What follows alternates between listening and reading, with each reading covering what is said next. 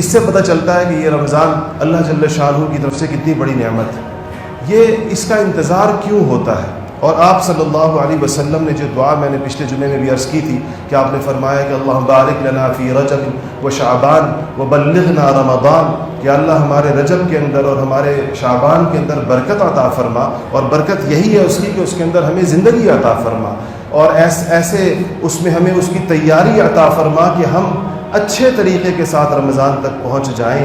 تو یہ رمضان کا انتظار کیوں ہے، اور رمضان کو اللہ جل شانہ نے ایک خاص باقی 12 مہینوں سے کیا فضیلت عطا فرمائی ہے؟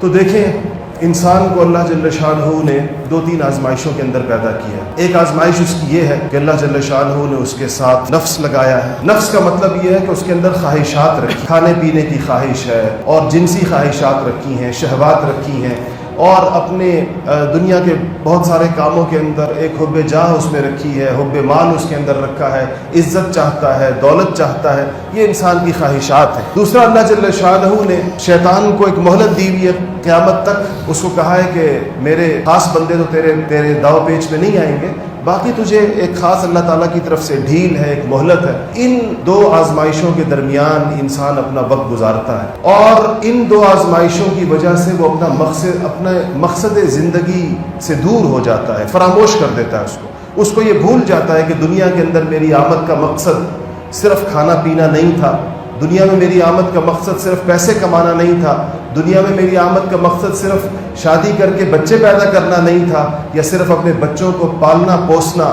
یہ صرف مجھے اللہ نے اس لیے نہیں پیدا فرمایا.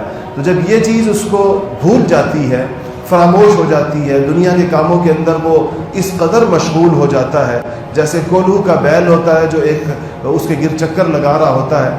انسان بھی اپنے دنیا کے مشاغل میں ایسے چل رہا ہوتا ہے. ایسے میں اللہ جل شانہ اس کو ایک موقع عنایت فرماتے ہیں، اور موقع یہ عنایت فرماتے ہیں کہ شیطانوں کو بند کر دیا جاتا ہے. ایک، اس کے دشمن کا رستہ روک دیا جاتا ہے، اور دوسرا، اس کے نفس کو جن چیزوں سے غذا ملتی ہے، اس کے اندر جو خواہشات اور جو اس کے اندر جو شہوات، جنسی خواہش ہو، کھانے پینے کی خواہش ہو، گناہوں کی خواہش ہو، ان کو جس چیزوں کے ذریعے سے غذا ملتی ہے، ان حلال رستوں کو بھی اللہ جل شانہ روک دیتے ہیں. اس پر ایک خاص قسم کی پابندی اور قدغن لگا دیتے ہیں. ورنہ آپ کو پتہ ہی ہے کہ کھانا پینا ایک مباح کام ہے، ایک جائز کام ہے، اور انسان باقی 11 مہینے جس وقت مرضی کھائے اور حلال کھائے، بس اس کے اوپر کوئی پابندی نہیں ہے. لیکن رمضان المبارک میں اللہ جل شانہ نے حلال پر بھی پابندی لگائی، کھانے پر بھی، اور اسی طرح میاں بیوی کے تعلقات کے اوپر بھی پابندی لگائی ہے خاص وقت کے لیے، کہ یہ چیزیں اگرچہ جائز ہیں، لیکن ان میں مشغول رہنے والے آدمی کو اپنے نفس کے ساتھ ایک تعلق زیادہ رہتا ہے، نفس کے تقاضوں کو پورے کرنے کی طرف دھیان رہتا ہے. تو اللہ جل شانہ نے ایک مشق اس کے لیے رکھی. اب جب اس کی حفاظت شیطان سے بھی کر دی کہ کہہ دیا شیطانوں کو باندھ دیا جاتا ہے، اور اس کی نفس سے بھی حفاظت کا بندوبست فرما دیا گیا، کر دیا گیا کہ نفس سے بھی اس کی حفاظت ہو، تو پھر اب اس کے لیے اللہ جل شانہ کی معرفت، اللہ تعالیٰ کی محبت، اللہ تعالیٰ کے ساتھ اس کا ایک تعلق، اس کے رستے آسان ہو گئے. الا یہ کہ انسان خود ان رستوں پر نہ چلے، اور وہ جو مہینہ اس کو ایک اللہ تعالیٰ نے مشق کرانی تھی، وہ اس مشق کے مقاصد کو نہ سمجھے. جیسے اللہ تعالیٰ ہمیں معاف فرما دے ہم لوگ جیسے کرتے ہیں. دیکھیں، اس مہینے میں کھانے پینے میں کمی مطلوب ہے تاکہ نفس کا تعلق تھوڑا جسم کے ساتھ کمزور ہو.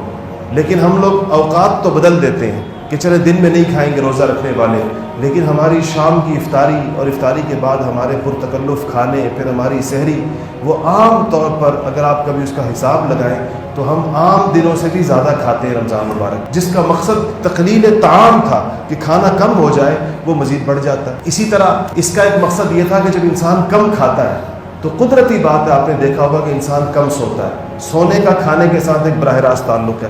زیادہ کھانے سے خمار اٹھتا ہے، پیدا ہوتا ہے، اور غبارات پیدا ہوتے ہیں اور نیند آتی ہے.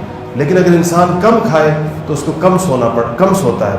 لیکن جب ہم لوگ زیادہ کھاتے ہیں تو رمضان المبارک کو پھر باقی اوقات ہمارے سونے کے اندر گزر جاتے ہیں. اس لیے آپ نے دیکھا ہوگا کہ اگر کبھی کوئی بندہ اپنا حساب لگائے تو رمضان کے اندر ہمارے نیند کے گھنٹے بھی بڑھ جاتے ہیں اور ہمارے کھانے کی مقدار بھی بڑھ جاتی ہے. حالانکہ انہی دونوں چیزوں سے، ان حلال چیزوں سے منع، یعنی اس میں ایک روکنا قدرے مطلوب تھا کہ انسان اس میں تھوڑی مشق کرے.